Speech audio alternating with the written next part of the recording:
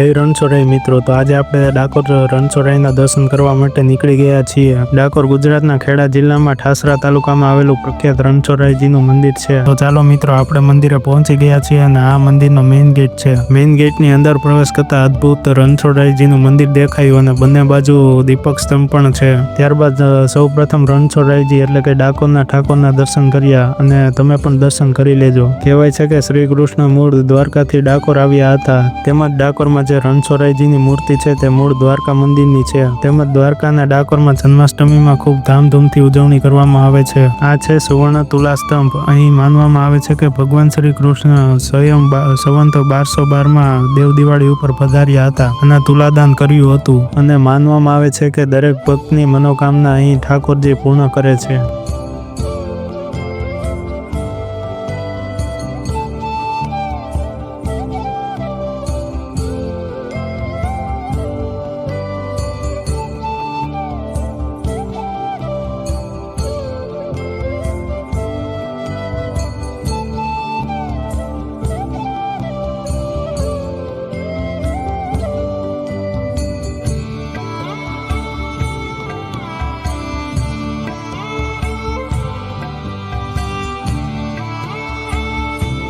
ત્યારબાદ દર્શન કરી અહીં મંદિરની બાજુમાં શરબતની પ્રસાદી વિનામૂલ્યે આપવામાં આવે છે, તો આપણે એ પ્રસાદી લઈએ. ત્યારબાદ મંદિરના દર્શન કરી ગોમતી લેક જવા માટે નીકળી ગયા. આ છે ગોમતી ઘાટ. અહીં દરેક જાતની ચીજ વસ્તુઓની માર્કેટ છે, તેમજ દરેક જાતની ચીજ વસ્તુ અહીં મળી રહે છે.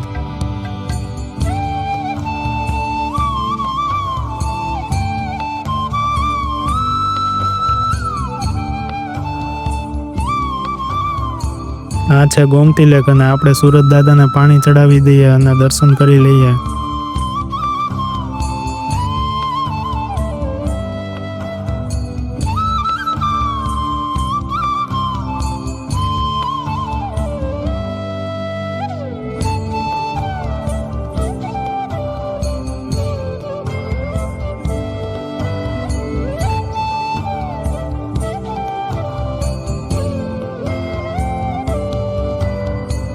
ત્યારબાદ ગોમતી ઘાટ ઉપર ખીચું ખાધું.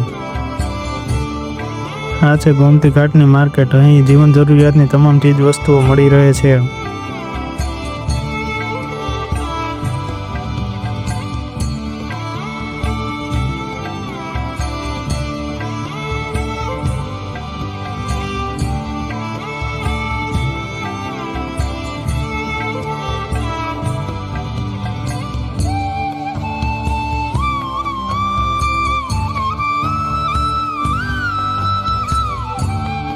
પછી આપણે જમવા જવા માટે નીકળી ગયા છીએ. અહીં બે પ્રકારના ભોજનાલય આવેલા છે, પેઇડ અને ફ્રી. પેઇડ ભોજનાલય એ પ્રાઇવેટ ટ્રસ્ટનું છે, તેમજ ફ્રી ભોજનાલય એ રણછોડરાય મંદિર ડાકોર ટ્રસ્ટનું છે.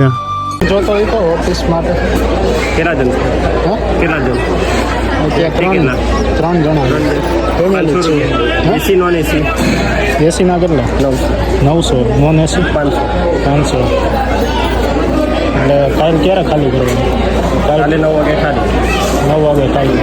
બરાબર. તમે જે વિડીયો ક્લિપમાં સાંભળ્યું એ પ્રમાણે રહેવા માટેની વ્યવસ્થા છે ડાકોરમાં. જો તમને આ વિડીયો જરા પણ ઇન્ફોર્મેટિવ લાગ્યો હોય તો તમે આ વિડીયોને લાઇક કરી કોમેન્ટમાં જય શ્રી કૃષ્ણ લખતા જાજો. તેમજ તમારા રિલેટિવને આ વિડીયો અચૂક શેર કરજો. પછી મળીશું આવા જ એક નવા વ્લોગમાં.